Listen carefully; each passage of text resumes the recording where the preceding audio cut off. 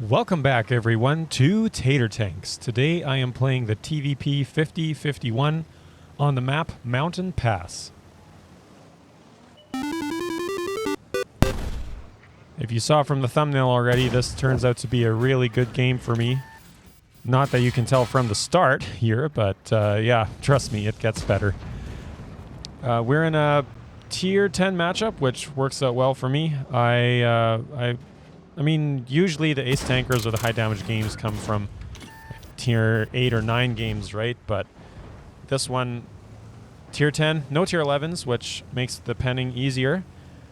Yeah, we're just playing with a clip gun, and I have 0 armor, so I don't want to push up super aggressively. And just trying to figure out what to do now, first of all. That's the first plan of action. I feel like in the last couple of months I've really gotten out of the loop of the game. This is from a while ago already, but still, it's yeah, it's not like I'm playing every day now and have to get my bearings sometimes at the start of the match.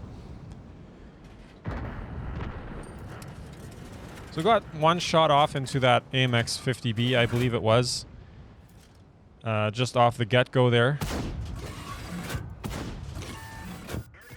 And now I'm just trying to be a nuisance to these tank destroyers holding the pass there in the middle of the map.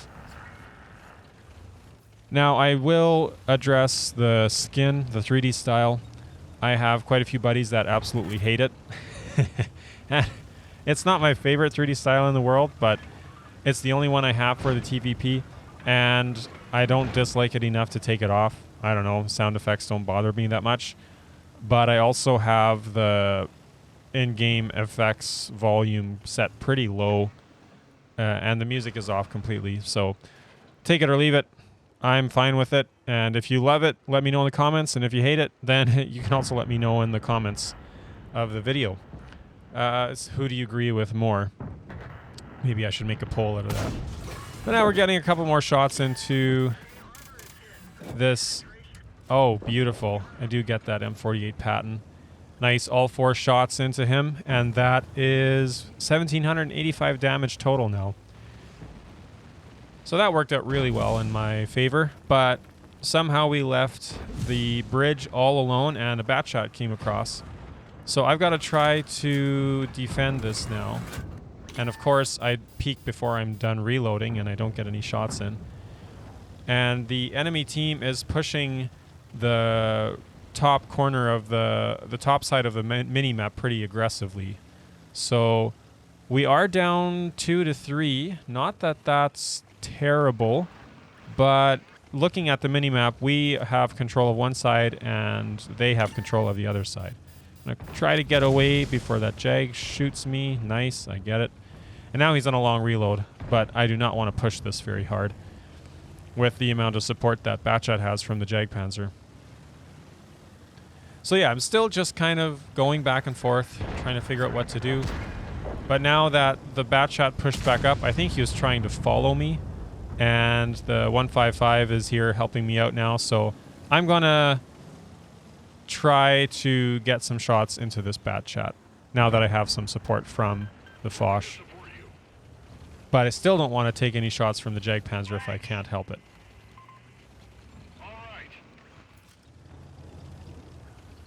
There's the Jagdpanzer. He's backed away and behind the rocks. So now I know he can't help this Batchat. So Foch and I are going to try to take out this guy.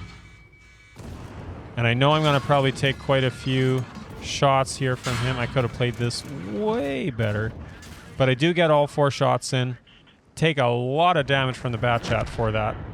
But he is now out of the game. Thank you, Cocodrillo. And lovely play by our Foch. But I am now a 1-shot. And I need to play this very safe now.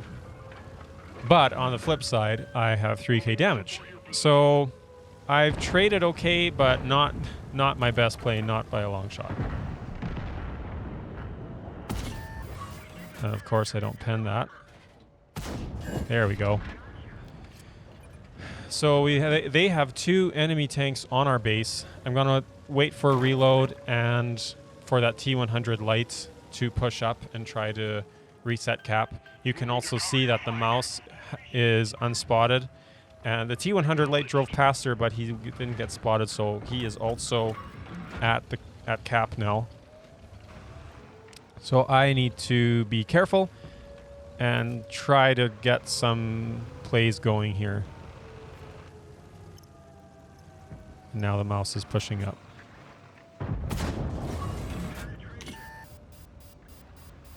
Luckily, the IS-7 and Cocodrillo have also come back towards our base, and the Patton is on his way. So now we should be able to assault or take on these guys that took our cap. 2 shots that penned. I have 1 more in the clip. Try to get something useful out of it. And it bounces. I'm back on standard rounds. And the T100 Lite is doing a good job of being a nuisance. Just like that, can opener's gone. Now it is a 5v2. So this should not be a problem anymore for us to defend our base. And we still have pretty decent pressure on the enemy team. Just trying to pen some of these shots. It's much more difficult than it should be. I didn't get anything there except some tracking assistance, which is useful too, but it's not the same as actually getting damage shots, as you probably know. But now that he's not paying attention to me, I'm getting a little bit more bold and aggressive. So I'm going to try to get a little bit more damage in here. Just like that, I get the kill. And that brings us to 3.8k damage, 900 assistance, and 3 kills. It's is it 12 to 7 now? So pretty much a given that this is going to be a win. And now I'm still trying to figure out what to do exactly, because I will die very quickly if I'm very reckless. So what I actually end up doing now is I turn right and I go up along the canyon, because we already have 3 guys pushing from this side. Jagdpanzer holding the bridge, nothing I can do there. So I'm going to move up around the back with the Patton and try to get a flank maneuver in.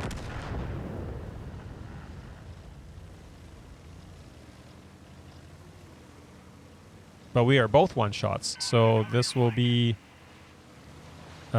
still a risky play, still something we need to be very careful about, but I think it's still the smartest play to make. I guess we could have waited for the IS-7 to lead the push, but being medium tanks and all, we weren't that patient.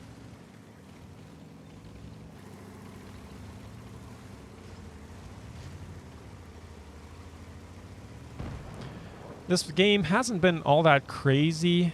It's just been a bit more of reading the map and playing smart depending on where you're needed, rather than being able to farm out a heap ton of damage all in one shot over and over and over again.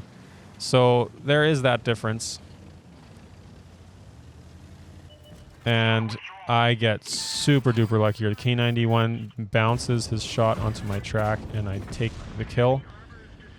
I should be dead there already, but thankfully that doesn't happen.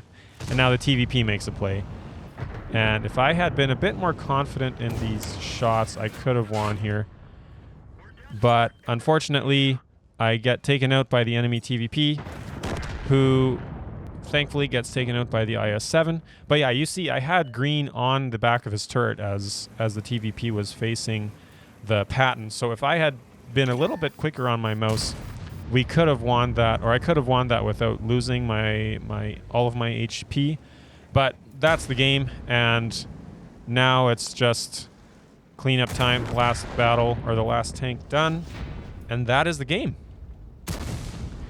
And I don't often remember this. I think this is the first time that I have gotten the Ace Tanker badge on a death in a battle. Usually I've had to survive to get that mastery badge, but somehow it worked, and I'm okay with that. I guess I did well enough on top of the death that it didn't matter. And I was very surprised, honestly, to see this. I didn't think I'd played that outlandishly well, but a win's a win, A mastery badge is a mastery badge. I'll take it, and I'm glad that it worked out as well as it did. Yeah, top in XP, second in damage, 5k, and yeah, you can take a look at the damage report there. Let me know in the comments what you think of the TVP. Thank you all for watching, and we will see you all in the next one.